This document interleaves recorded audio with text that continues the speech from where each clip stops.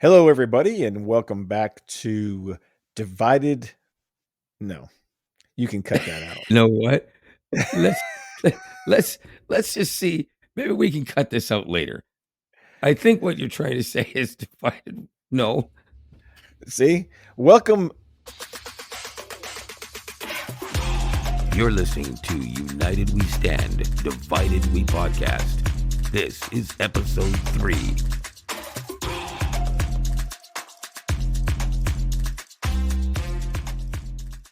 Hey, everybody. Welcome back to United We Stand, Divided We Podcast. I'm Robert from the United States, And I I am have Lionel from from McClintock from Toronto, Canada. Canada. That's right. Okay. It's you know what? It's going to be a heck of a day.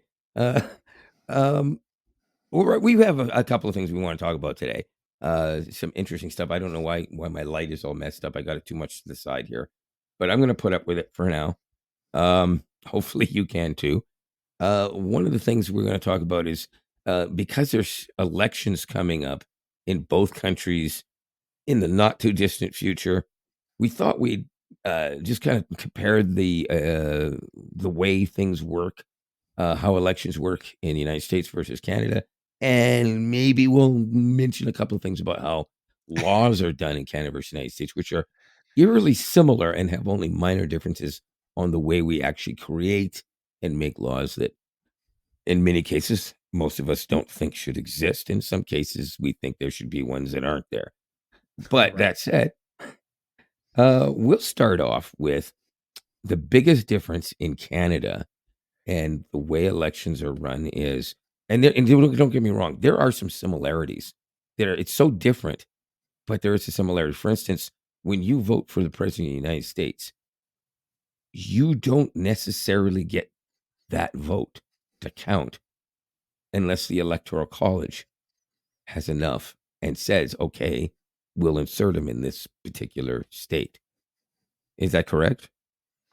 Well, yeah. I mean, you I mean, I can't win dumbed a it down, state. but yeah. Well, yeah, you can't win a state without the electoral votes of that state. So it kind of is like a a triangle. So I mean, all the citizens vote. Yes.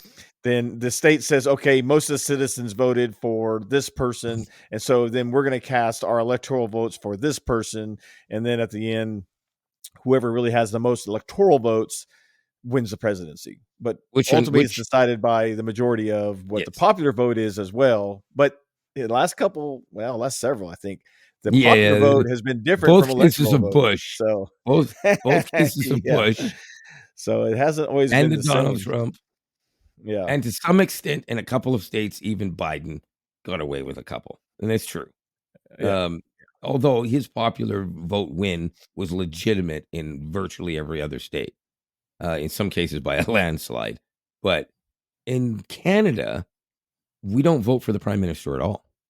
We vote for a party, and in doing so, we have to actually vote for a specific person within the riding in which we live and only where we live. So, for instance, I live in a specific neighborhood in Toronto. So I have to vote for the person that is running the party. Or if I don't care about the party and only about the policies of that particular person, and if I think they will be helpful to my community, then I might vote for that person. And this has good and bad because people will vote for someone that they think will actually help their community. Try to help their community, because if you're one voice in one community, how's that going to make any difference in government that's supposed to be for the entire country? Sometimes it does, and sometimes it doesn't. If you live in downtown Toronto, it always makes a difference. If you live in downtown Montreal, it might. If you live in downtown Ottawa, it always makes a difference. If you live in downtown Winnipeg, no. Regina, maybe Calgary, no, probably not. Small town Saskatchewan, not going to happen. So that's for provincial elections as far as I'm concerned. But in Canada, you vote for that person, and they become a member of parliament or an MP, not to be confused with military police, which when I was growing up, I always had to keep asking, why do they have military police? Why are we voting for them? And he said, no, guys, you're watching too many U.S. shows, son. But don't we have military police? Yes, we do, but we don't call them that. Okay. So, and interestingly enough, in the provincial governments, they have MPPs. So that's member of provincial parliament. So it's not actually confusing, but it might sound confusing if you've never heard of it. It sounds like your government's overpopulated just like ours. Oh, yeah, absolutely. So the bottom line is each one of these members of parliament in these ridings, if they're voted for, they go and they represent the government or represent their area in the government and make up X amount of seats.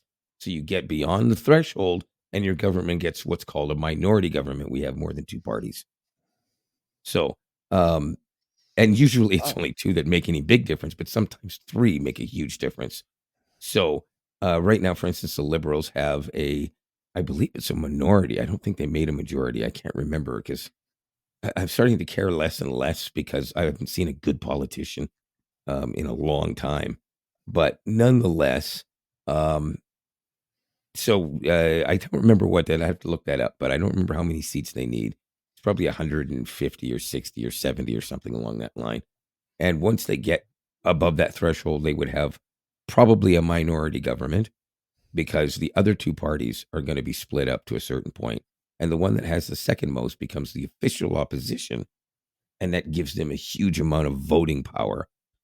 And the third party, if they have enough seats to make any difference at all, they will either align themselves with the official opposition to make a bigger difference than the actual government can, or they will align themselves with the official government so they can basically get almost anything they want done by saying, we'll pass whatever you want if you put our agenda on there too. And it just wipes out the other government almost completely from voting.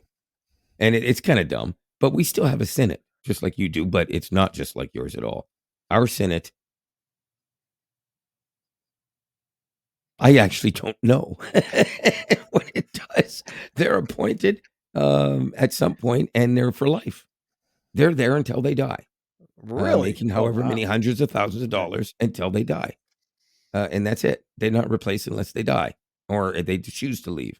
And if you're making $190,000 a year and you only have to go to work 75 days a year, why would you quit? So I don't know. I would- Um, where, where do I get that job? yeah, really. Move to Canada, Yeah. win a small election in a small riding somewhere in Tuck or something, and then apply to get into the Senate by simply bending over in front of the guy who's prime minister next year. You get whatever you want, get appointed. They basically help pass laws, and that is literally it. They don't really have any say in the matter except for the vote on if it should be passed, and it almost always goes with whatever um, the governing party is voting for, unless the official opposition is voting heavily against it and they have support of the third party. Hmm. So it's interesting how Interesting. that gets done. Um, Yeah. and that's how you vote for the prime minister. You never actually see the prime minister's name on a voting card ever because you Interesting. don't So vote for him. can the same prime minister Oh wait, I'm be sorry. I'm sorry. power? There's gonna be Canadians that are gonna correct me. You do because the prime minister can actually be elected in their own riding, and it's possible for a prime minister to actually be voted out of office as the official member of parliament in their own riding, but their government still wins and they still get to be prime minister. Yes, that's correct. Yes. I don't have to tell you that that's actually happened in the past. But anyways, Wow. Yeah. all right, let's hear how the American system works there. Because honestly, that whole electoral college thing has always confused me. And even though I have a much better understanding of it now, that much better understanding is kind of the same as me saying I understand how a dirt bike works by looking at it. Yeah. Well, I mean, it is basically the same thing as far as, it's, you can't have, excuse me, let me back up. Like we talked a minute ago, the popular vote and the electoral vote can be different, which to me honestly doesn't really make a whole lot of sense because if a state's popular vote is A, but then the electoral is B, how did B get there? and it sometimes is confusing. And there's always a big uprising about the popular vote. Why do we have the electoral college? There's been a lot of people that want to get rid of the electoral college because I feel like it's unbalanced and unfair. Because, Let me for cut you off. example, like this tiny state of New York has, like, I don't know, a huge amount of electoral college votes. I don't remember off the top of my head exactly how Wait, hang much. on. Let me I cut you off for a second. It should probably be mentioned. The one thing I do happen to understand is the electoral college to a point how it works. They do base it off population within a state. So Rhode Yes, Island has very few electoral college votes, whereas New York, who has a massive amount of people, have a crap ton of electoral college votes, as does Texas, Florida, and so on and so on, California. So the bottom line is, it is possible, based on what you're saying too, that a president could be elected or not elected because those electoral college votes get passed in a different direction than the popular vote. correct. And actually, and they called for this in some states in the last election with the whole Biden Trump issue, that you can basically, I don't know how it works because I've never seen it happen, but you could actually force a state to apply the votes to a particular candidate that's not what the state voted for. Yes, they There's argued a that legal with Trump. precedence, obviously, that has to be applied, and a process that has to go through. You can't just say, "Oh, okay, Biden won," but hey, and that's why never Trump didn't get it, because Right. you can't just say, "Oh, yeah, forget it. Let's go ahead and just give it to him Yeah, they anyways." tried that in a couple of states in the last election. I don't remember which ones. Was one of them Nevada, or was it? I don't recall. I don't remember. It was some state, either South or Midwest or something. I don't remember, but um, yeah, it was weird because that's when I first started trying to figure out and wanted to know more about how that system worked, because it's like I understand why they did it. The whole purpose of it is just one more thing that they put together. And when you think about it, the plan was originally probably bordering on brilliant, because the idea was they never wanted to have a dictator or a king or an emperor or a military coup. They wanted to be sure that whoever ruled the country had to be accountable and answer to the people always. And in order to do that, they wanted to make sure that their vote was going to be real. So even if there was a chance of voter fraud, the electoral college could step in and say, this is what's going to happen. And I believe that that is part of the reason that they did that. It's kind of defunct idea now, and I don't think they should still be using it, because it's an excuse for somebody with, you know, funny hair to abuse the system. I don't want to badmouth anybody right now, because I don't want to get certain types of supporters coming after me. So we'll just say, Well, you know what they uh, say: if you don't stand for something, you'll fall for anything. actually, I'm not sure I heard that before, but I think I understand it perfectly, and I agree. That's true. Um, Well, it's I'll and see, here's the thing that I personally have I don't like the primaries. We just went through our primaries, and unfortunately, none of the other candidates for either the Democratic Party or the Republican Party made it through primaries without unseating the incumbent. So basically, that means that Trump is going to be, more than likely, obviously, it hasn't officially happened, but there's nobody running against him. So it's like the Republican Party is going to have to put him as their Republican candidate in the presidential race. right. And the Democrats are going to have to put Biden in as their candidate, because there's no other Democratic Party or member that's going to be able to unseat Well, Biden. first of Biden all, won all the nobody. Democratic electoral votes, and Trump all, it's been I ludicrous. I'm pretty sure in the entire history of the United States of America, please correct me if I'm wrong, no sitting president who is running for a second term has ever been challenged during an election year, like during an election year, for his position in the party to run in the next election. I don't think that's ever happened, has it? Not that I can recall. I mean, Yeah, I don't think it's so. it could I don't be, think so. yeah. I mean, most of the time, the sitting incumbent's gonna get it. Yeah. Um, One of the but things about Canada that I think most people don't know, but some Americans are unaware of is that we don't have a minimum or maximum rather amount of time that a prime minister can be in office. You can win I election was after gonna ask you election after about that. election. Like if Yeah. you were able to win an election at 18 years old, which obviously isn't going to happen, you could theoretically be president until you're 173 if you could live that long. Prime That's minister, I mean, listen to me, making a complete idiot of myself. that's almost like, President of oh, Canada, that's a good one. Pre yeah. Prime Minister. But, so Maroney, for instance, served, I can't remember, was it 83? I gotta look that up again. Um, the man who, the former prime minister who unfortunately passed away a couple of Yeah. weeks ago or last week. Um, he's actually the guy I think of as the last politician who I would sit down to dinner with as a human being. I think everyone that's come after him, even the ones I liked, were just too fake. And they got their jobs in the internet age. Guys like Jean Chrétien, who didn't get his job fully in the internet age, but sure as heck ended it. He had 2 terms. Mulrooney had 2 and change, I think. Right. Um, Prior to him, there was a couple other people who only lasted a half a year or a year because we have a thing called a vote of no confidence.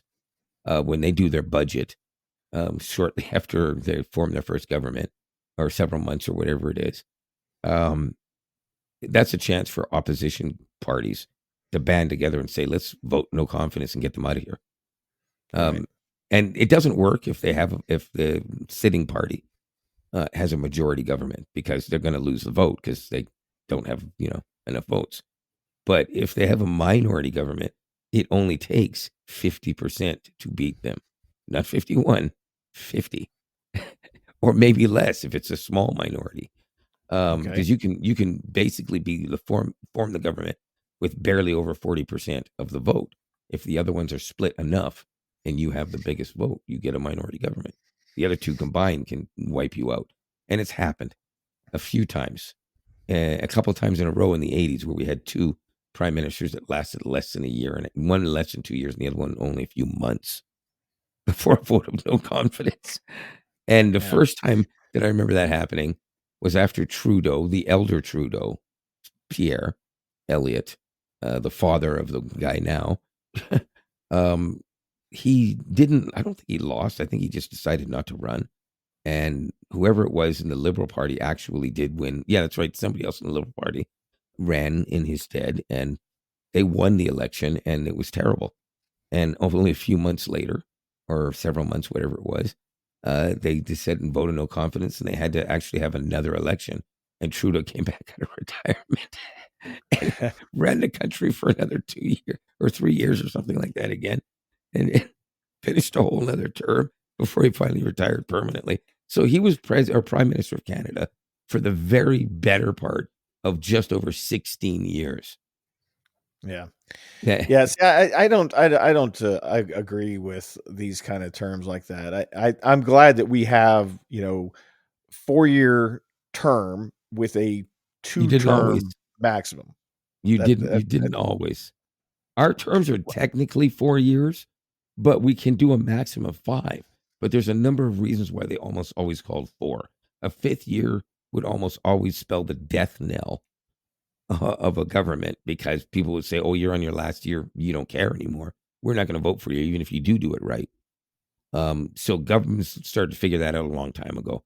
So for many years when I was growing up, I always remember our elections being the exact same time, well, a month ahead of yours. But this pretty much the same year we'd be elected, and our prime minister would be sworn in within days of your president being sworn in, and that kind of thing. So basically, Trudeau was prime minister when Nixon was still president. or when Nixon became president. Wait, when did Nixon become president? I don't know. Off the top of my head, I couldn't tell you. Oh, Lord have mercy. I thought you would know that one. Was it 68? I was gonna say like 70. I guess it would have been 72. I was gonna say 72, but I could be wrong. Here, I'll look it up real quick. When was Nixon president? Or you can ask Google. Microsoft Copilot. Oh shoot! It took everything I just said, including Microsoft Copilot. It's going to answer that question. All right, let's go with that. It does work pretty quickly, Copilot, but we can get into that later. 1969 to 1974. Okay. So the reason I was thinking 68 is because again, it's when he won the election. Yeah, I mean, I knew he was somewhere like late, early 70s. I was thinking more early 70s and late 60s. So Trudeau basically served as prime minister throughout all of Nixon, all of Ford, all of Carter, part of Reagan, and then came back and finished all of the first term of Reagan's plus a year on Reagan's second term. So that's how many presidents you saw when we saw one prime minister. Technically two, because of the guy that was in there for X amount of months. That's crazy. It is crazy, but at the same time, you can't go any further. It has safeguards in that you have to be forced to call an election if you do a bad job. So like I said, the other parties can get together and have a vote of no confidence because there's no way you win 4 consecutive majority governments in Canada. You might get 1 or 2, and he did. His first one was a minority. Second one was a majority. His third one was a minority again. And his fourth one became a majority only because of the other government screwing up. But at any moment, the other governments could have got together and said vote of no confidence, and it would have ousted him right out of there. So those are the safeguards we have in Canada for that reason. And I just wish that there were better safeguards in the U.S. system so that the same guy that is being charged with criminal offenses couldn't actually run for president. I'm saying. Yeah, don't get me started with that. That's another whole thing. I don't understand how he can even be allowed to run. And there's been some states have tried to remove him off the ballot, but then the Supreme Court stepped in and no, you can't do that. Yeah, they shut it down. The very fact of the matter is that even one of the charges being nothing but an allegation, in the sense that they don't have any hard evidence in a couple of things. They might be civil cases only. But the fact of the matter is, if you're accused of a sexual crime and it can't be proved that you didn't do it, at least at this point in time, why are you allowed? Because I'm allowed to not hire you for a job if I own a business and you're being accused of sexually assaulting someone. I as an employer, I have the right to say, I'm going to have to wait and see how this court case goes on. For now, that's no. Why can't the American people do that? It doesn't make any sense to me. I mean, they have the 25th Amendment where you can actually unseat a president, but it takes people have tried to call for it before, but unless you truly have a president that's incapacitated and can't make decisions, there's really no reason to remove them from office.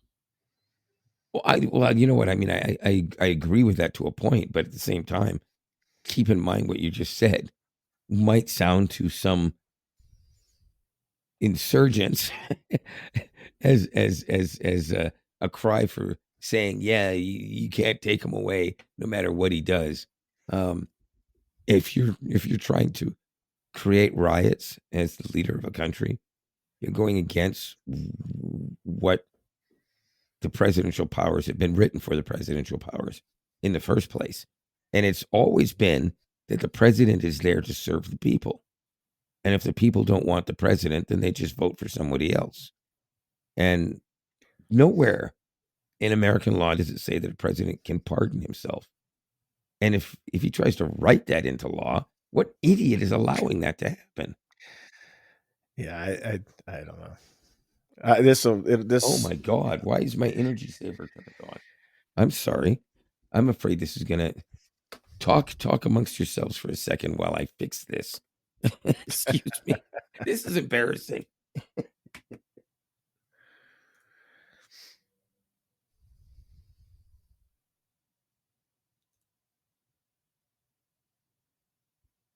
I now understand why certain things weren't working earlier. Turns out somebody unplugged my extension. That was a close call. I bet I had this machine down to about 2%, right? Pretty close. Uh, okay, I'm sorry I cut you off. What were you saying? Actually, I don't remember what I was saying. I sat here in silence for a minute, and then Well, I think this is probably a good segue to probably move off the election yeah, you know topic. what? Yeah, I agree. Um, all right, what was next on your agenda there? Oh, one of the thing I just wanted to mention was this whole Roku thing because there's been a lot of um, security breaches in the news lately. It seems, and they just it's going to be a part of our world like for the rest of our lives, and it's about trying to strike a balance in security and safety and still having convenience and functionality. And it's going to be it's a cat and mouse game and it's never going to stop. But uh you know Roku had like 15,000 accounts breached where somebody got in and was trying to buy things with people's cards. American Express had a third party servicer breached, which ultimately released I don't know how many millions of American Express card numbers, social security numbers. I mean, like a huge swath of information. Yeah, that's becoming more and more And prominent it's with every year that passes lately. yeah, but it's really just something that I think people just need to understand. Secure your stuff the best you can. Two Yeah, I factor think in the case of something like authentication. Roku, there's not a lot you can do about it. Roku is not exactly, um, like logging into a bank or something like that. The only security you have logged into Roku is what's your email address and you know, and whatever other information they ask for you if I you're don't gonna buy use something from Roku, Roku. but I'm sure they probably have two factor. Almost everybody has some form of two factor now. Well, they didn't the last But time I was using it, and they haven't asked for but the TV I still have upstairs. It's Roku. yeah, I honestly don't know. I don't use But any Roku let products let me anymore. just So do a quick brief thing here. I just check this out because I was unaware of this until you brought it up to me. Roku recently experienced a data breach that affected more than 15,000 accounts. To put this into perspective, again, Roku is not massive like something like having a Samsung TV or even a Google TV nowadays. But 15,000 is still it's a good number, but it's nothing compared to what it could be if this had been like an Apple product or something like that, right? well, they have 80 Uh, million subscribers. yeah, well, not really. They have 80 million potential subscribers in the sense that there are enough units out there that they consider it that, but they don't. A lot of people will buy 3 TVs for their house because you can get Roku TVs like a TCL 43-inch Yeah, but TV for I your don't kid's think bedroom, and they sign in on all of them so they can watch the free stuff, and so each one of them is considered, a subscriber. let's see. I have it pulled up here because I don't think that's. I'm not saying that's inaccurate what you're saying, but I don't think that the 80 million is inaccurate as far as actual accounts. Well, it's Let's inaccurate in the sense that they include every single TV that you sign in with yours as a separate account in the sense of how many are signed in. I don't think so because that's not an It's account. not It's just like 83 act Netflix. it's not 83 million active users on Roku. How the hell would they do that? Nobody even I uses don't know. Roku anymore. Let's see. Roku's T total number of active accounts rose to 80 million in the fourth quarter. of what year? This year, the past year, the fourth quarter of last year, Sorry, sorry. those accounts That accumulated must 29.1 that must be billion only in hours of central streaming. that must be only in central India or something. because it sure as heck ain't in North America. It's not, and that's not the way it sounds. I It just doesn't mean if geographically you break don't it have a down. lot of Just money, if they're not in a big center and you have less money, like I said, you can go on Amazon right now and buy a 43-inch TCL or any other brand that has Roku attached to it for about $185. sure. Maybe $300. And some people will go and buy two or three for their kids' bedrooms, one for the playroom or something like that, or a small gaming TV for the kids and their Wii. Wait, Well, you can Wii's buy an old thing, HDMI but you know stick what I for mean. $29.95. So I mean, What's that? it's you can buy a HDMI stick for $29.95. So I mean, it's Well, yeah, but I'm talking about the TVs that are on it. Not very many people go and buy a Roku stick when you've got you got what do you call it? Help me out here. The other options, Google's, which Google is TV. yeah, but no, that other Amazon's has one. The other one I can't remember the name of, but you get all of these other. Well, actually, it is Amazon's, yes, um, and they offer more. There's more to them. They work better, and they're not really that much more expensive. You can obviously get the cheaper version of any one of those for pretty much the same as the Roku, and you're guaranteed to have more content on it. So Yeah, yeah, regardless of the there's still discussion people about that go on Roku. it. The bottom line It is, though, what I'm saying is they may have said they have 80 million active users, but they never said anywhere that it was 80 million separate active users. Google's numbers are like that too. They'll say this is how many pixels we've sold. They don't mention that Sean is one of the ones that has 8 of them. okay. It doesn't matter how many accounts they have. It's irrelevant. The whole point I was trying to make is regardless of what accounts it is, secure your stuff. And if someone has your credit card number, if you're not watching your credit card, like you can't use any of my cards without me getting a notification that the card has been used. Well, yeah, you should It's have that set up. I Every card. but probably Absolutely. I mean, I don't know the numbers, but I'm sure there's a majority of people that don't set up notifications for when their cards are used outside Oh, of their presence. yeah, no, you're absolutely right. I can tell you And that's honestly, you just I've should. You actually just should.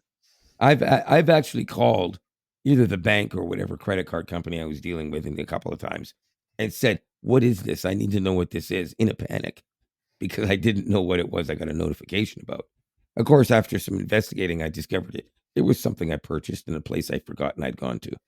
So but the point is, had it been fraud, I could have had it dealt with quickly. Yeah, And but see, so I like I I was wasn't on vacation in Louisville one time, and I had one of my Amex cards. You mean Actually, it wasn't that Louisville? old. Louisville.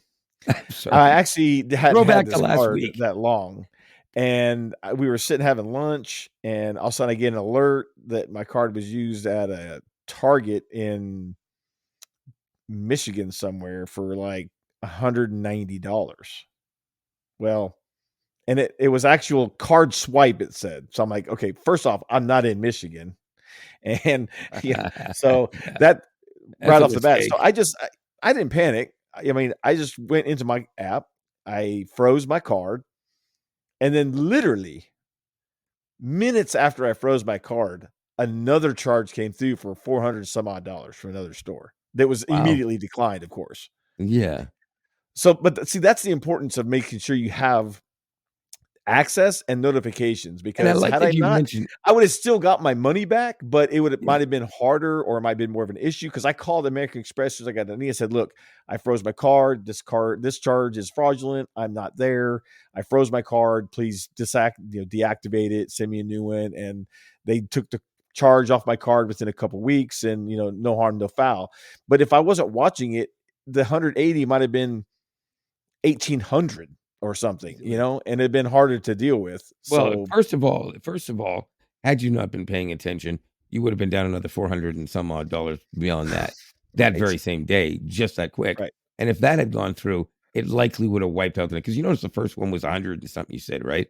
Second one was over 400. That means the third one they most likely would have went over 1,000. And then they would have tried one more time at the end of the day and if it passed, they would have went back one more time the next day for like 1,500 or something. Oh And yeah. because that's the way they'll do it. If it passes a small one, they figure it'll go unnoticed, so they'll do something else that won't go as noticed. Then they'll wait several hours or the next day, if you may even, and they'll try 1,000 or 1,500. If it goes, they'll wait Yeah, one more day and they'll try to clean you out. but if that's your debit card and not a credit card and it wipes your checking account out, well, now you can't pay your bills because a lot of bills you can't pay with a credit card. So it's not Yeah, like you have well, a backup you know necessarily. what though? Here's the It could be interesting thing. an issue. In Canada, we're actually protected the same way you are with a credit card, with those types of fraudulent transactions. You don't have to argue with the bank very, very much because our debit cards, almost all of them, um, are Visa debit or Mastercard debit Mastercards. Almost all of them. So you basically get pretty much the same protections, except for when you're making purchases online. You don't get all that insurance stuff and everything like you would a credit card purchase. But for fraudulent purchases, you're backed up by both Mastercard or Visa Well, I'm and your not bank. saying that you wouldn't get your money back, but it doesn't happen immediately. So if somebody No, wipes out your that is checking true. account That is true. But I will tell and you your this: car payment comes in the you next get day, now you're gonna you bounce get your car no. payment. Yes, but you can get money back into your bank account considerably faster in Canada than when you would get it back to your credit card. Because the investigation will only have to go so far for them to say we'll give you the money back. If they're acknowledging that it's fraudulent, they don't have to finish the investigation to put it back in your account. With a credit card, they may say it could take 5-10 days or whatever it is, right? And business days. So you might have to wait a little bit longer to get that money back. But with a bank account, and again, it depends on how much. If somebody defrauds you of $10,000, you're screwed because you're going to be waiting a long time to get that money back, and you may have to fight the bank over it, even if they admit it was fraudulent. Well, But for that's why for 500, no. when I travel, I never use my debit card ever. I use a credit card and I'll just pay the card because if something were to happen like that, no harm, no foul as far as, okay, But cancel the you mean card. traveling These are domestic? fraudulent and You're I'm just referring to done. traveling domestically, though, right? Or internationally. Okay. So this I is mean, the interesting thing. anytime I travel, In and sometimes Canada, even if I just no. go to Nashville and I'm doing something in Nashville that I'm like, I don't know if I'll use a credit card instead of a debit card. I can actually take either of my debit cards into the States and use them just like credit cards. I mean, don't get me wrong, I can't buy stuff like I would on credit with it, but I can still use them and they will register as the same as credit card purchases. Oh, I So can if do I the go to a same thing. restaurant, I just don't want to take that chance. I don't want my debit oh, card I being see. the I one thought, that yeah, gets yeah, I breached. see. I can use my Right. card if I want to. I just, Yeah, it's no, easier that if I I have agree to with set you. the card aside and say I'm not using that card now because it's been hacked and I don't have a card now to use. Um, Yeah, you it's know, different when you're right, locking up your bank account. If you're just locking right, up your credit card account, all you're doing is saying, "I won't be able to use it until we solve the problem," but you still have money in your right, bank. So, exactly. yeah, that makes sense. And to be honest with you, I kinda mostly do that same too, except it depends on the situation. Sometimes I'll still, like, buy my gas with my regular debit card, if I'm traveling, by car, stuff like that, right? I might even pay for my hotel, depending on the situation. If I got points on my card for a hotel, I'll pay for a hotel with the credit card. But if it's not a situation like that, it's just a cheap motel, and I'm just going for one night because I want to take some photographs at, some really nice waterfall, and best bet is to get a motel for the night. And that's just debit card or even cash. You know, Staying one night, get out, get your Yeah, but so continental like breakfast, and leave. in Canada, when you go stay in a hotel, do they automatically debit your card a provisional amount for um, incidentals? Um, Depends on where you're staying. If you're staying in a place that's got something like Sheraton written on it, or Hilton, possibly. Um, Cheap motels, some of them yes and some of them no. Inexpensive hotels, some of them yes and some of them no. I've gone to some where they did, some where they didn't. Some of them where they said, "Oh, the price is only $36 a night," and I'd say, "What are all fees including taxes?" And they'd say, "Oh no, that's $36 a night including taxes." Okay, here's $36. Is that all you need? Yep. If you're out by X o'clock, then there's no extra Yeah, charge. that doesn't. Well, maybe it does here, but not in the hotels I've stayed at in the last 10 Well, years. Pretty much he everybody takes like incidental charge, and always. also gas stations. I don't know how it is in Canada, Oh but when God. you use a debit card and you're traveling, they'll debit like so. For example, if I go fill my car up, I'll get a charge for like $90. Not a charge, sorry, a hold for like $90.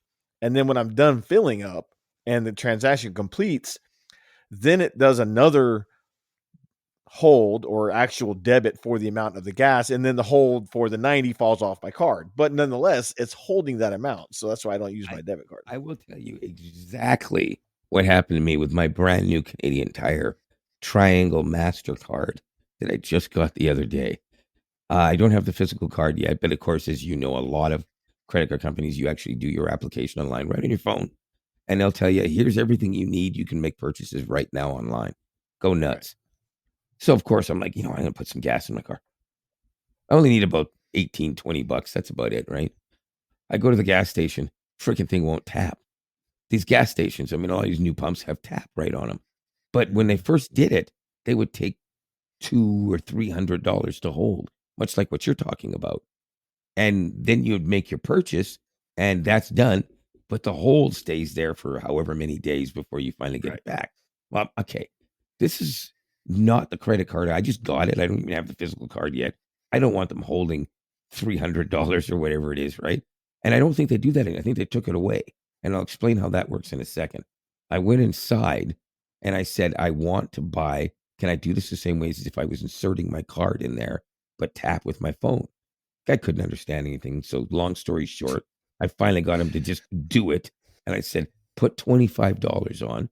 I'll tap it. I'll go fill it up. And when it only turns out to be $18 or $19, will it charge me 18 or 19? He said, yeah, but the hold for 25 will stay for X amount of days. I said, I'm good with that. I don't care. It'll come back and I won't get charged interest because it's Right. not going to take 28 days. So sorry. Anyways, so I went and I did that, and that's how it works. And that hold is still there, so it's going to be there for at least another day, maybe till Monday or Tuesday. Even I don't know how long it takes, but I'm fine because again, it'll work.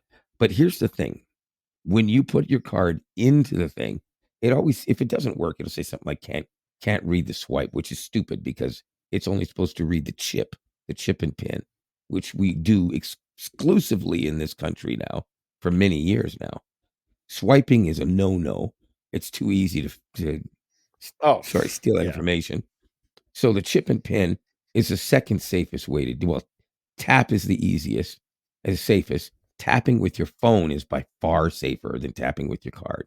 And we can get Yeah. into that another time. Well, actually, we should get into it in a minute because we are talking about security anyways. But anyway, so I put my card in, it reads the chip and it'll say chip read. And then it'll spin around for a couple of seconds. And then it will ask you for, or if you want to um, authorize for up to $200, $100, $50, or other. You hit other and say what you want. So I might say $10, $20, $40, or whatever. I think my car, I always try to go $5 to $10 over what I think my car will take so that I can fill it completely. So in this case, I knew it was going to be 20 or less. So I said 25 normally when I do it in normally, I mean. Um, so I put it in there and I do that. And then when it spits out the receipt after, it'll say $18 and whatever cents. And I look at my on the app on my phone and it'll show that's exactly what it took. It doesn't even try to take anything other than what you um, authorize it to take, but then it won't take it until after it charges you for it. It's just authorized to take more, but doesn't do it. Going into the store is where I got screwed up because I had to go in because I didn't have the physical card at the time. So I understand what you're saying, but if you came here, even you would be able to put your card in. And even though it's an American card, it's still going to be a card that's recognized because right on most of the gas stations, right on the machine, will actually have 5 logos. Sorry, 5. I did this. 5 logos, which will be Visa, American Express, debit, um, MasterCard, and I forgot what then. I can't remember. Probably Discover. Sorry, it's 6. It's 6. No, not Discover, not here. Although you might be able to use it, it's not listed in most places except restaurants Hmm. for obvious reasons.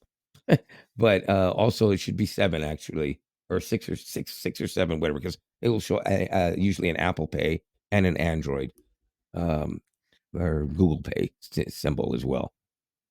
But those, I don't know why I've never got one to work with tap, with a card or with the phone. It doesn't do it. You tap it, nothing happens. But then what Well, I the only noticed is good that thing about COVID was most of them will say insert your points card first. So in order to tap your phone, you have to put a physical points card in to get the tap to work.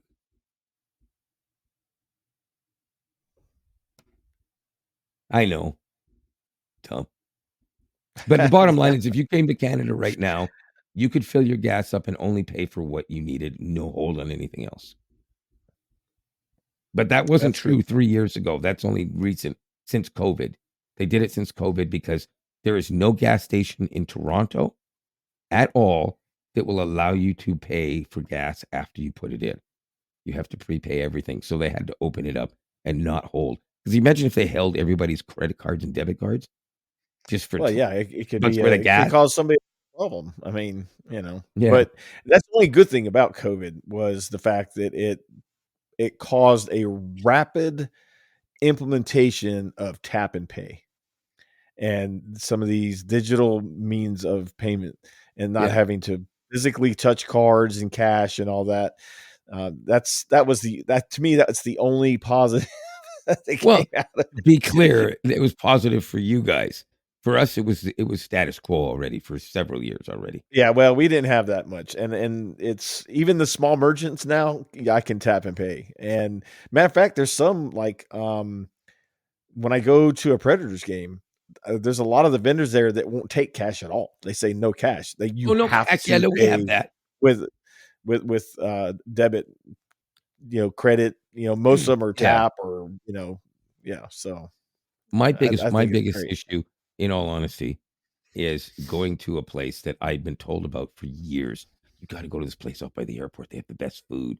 Oh, it's so good. Everybody's like, oh, you got to go there. I've had dozens of people tell me this, and I'd like to go out and do some plane spotting and take pictures with my expensive camera that I no longer own. Another story. But I thought, well, one day I'm going to do that, and then I'm going to go to this restaurant. I go in there, I order. I'm like, oh yeah, it's gonna be good. And he says that'll be $28.95 or whatever the price was. And I pulled out my wallet or my phone, whatever it was, and he says, oh, we only take cash. Yeah. It is 2:30 in the freaking morning, and I am starving to death. And I'm out at the airport. There is nothing open for halfway through the city back to my neighborhood. And I'm like, are you kidding me? Yeah, I take that I back. don't carry cash There's anymore. one restaurant down the street. It's an old school barbecue pit. Oh Has some of yeah. the best barbecue you can put your mouth on. They only take check or cash. They still take checks. They take I checks. haven't written a Who check. I takes haven't written a who check in probably 5 years or more. I haven't Okay? written a check in 14 years, dude. I know. Maybe 15. I don't even know what Yeah. they look like anymore. Yeah, Somebody and I said to don't me really once carry cash. I don't somebody carry said to me cash once, anymore. "We're gonna need a void check for whatever service I was trying to do or whatever I was getting." And I said, "A void check? What are you talking about? Nobody writes checks anymore. Where am I getting a void check? We can go to the bank and get one." I said, "Don't you take it electronically? It's the same information. Why do you need an actual piece of paper?" That "Oh, we someone can can take that." write down I all said, my "Well, why didn't information you from. say that? I can show it to you on my phone right now." Yeah. Yeah. It's It's ridiculous. crazy. Void check. And just like branches, back in the day, and you probably remember this, you actually had to go to your own branch to get your money. Yeah. Yeah. And if you Yeah. moved, God help you, because it took Yeah. weeks to get them to move your money. You'd actually have to close your account and reopen in a new bank rather than Yeah. transfer. It took longer to transfer than it was for you to take your money out, put it in a case, and travel across town to the other bank and go to another bank. Yeah, It now was ridiculous. I can name probably 10 banks off the top of my head that are branchless. They Oh are my lord. only digital I hate bank. to say this, but we actually have to stop because after we cut off the blooper at the beginning, we will have only about 30 seconds of spare time. Otherwise, we go over. Well, there's a So, lot that we can, like yeah. the ending here where we're talking about having to cut it out. We Yeah, well, I think we might have to cut a little bit of stuff out. But the bottom line is we were talking about security. So I think what we should do maybe is actually have a quick short episode that we can do maybe over the weekend or something. Something that only lasts about 20 minutes, just to touch up on a couple of things and kind of maybe bring a few things up that we didn't talk about in point form, just to kind of get it out of the way. yeah, sure, we can It's a do little something like something that. else. It might be interesting Yeah. to do. But in the meantime and in between time, hope you enjoyed the episode. Don't forget to like, subscribe, and hit the bell icon. And I'll let Robert talk us out. I am Robert from the United States and saying adios. Stay frosty. Oh, God, that's terrible.